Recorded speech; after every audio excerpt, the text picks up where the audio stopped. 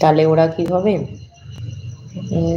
নিজের জিনিসটাকে কীভাবে গুছিয়ে রাখতে হবে বা অন্যের জিনিসটাকেও কীভাবে গুছিয়ে রাখতে হবে। কোনো একটা জিনিস হারিয়ে গেলে চট করে যে হারিয়ে গেছে আরও 4টে এনে দিলাম, এটা না।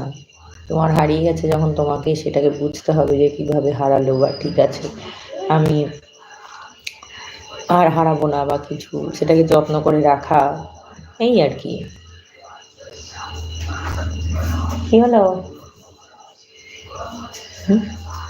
তুমি কি এখন কি নাচ টাচ করার প্ল্যান করছো? এমনি এমনি করে ম্যাজিক করবে? তুমি কি ম্যাজিক করবে?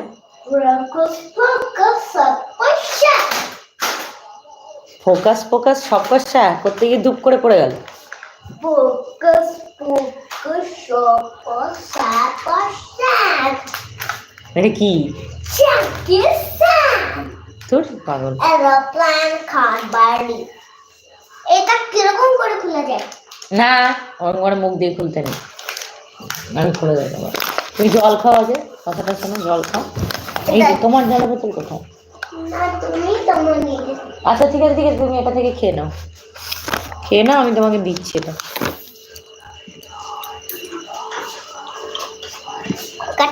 জলটা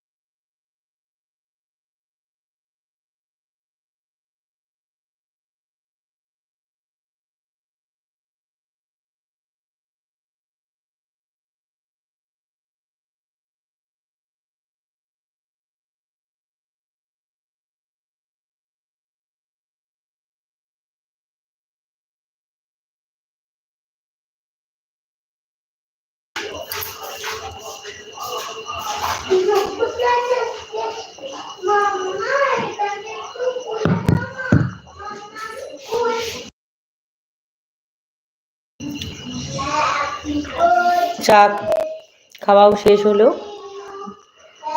আর তোমাদের সাথেও কথা বলতে বলতে চা খাওয়া শেষ, হয়তো একটু জ্ঞানের কথা হয়তো বলে ফেলেছি, তার জন্য ক্ষমা দৃষ্টিতে দেখো।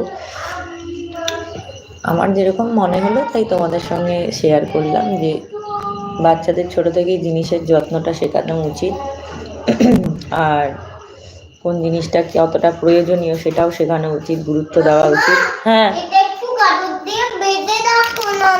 ওই যে গার্ডারটা দাও, ওখানে আছে, গার্ডারটা দাও, ওইখানে দেখো টেবিলে, এখানে গার্ডার আছে। আচ্ছা আমি বেঁধে রেখে দেবো, আছে, যাও বস, আমি দিয়ে দেবো।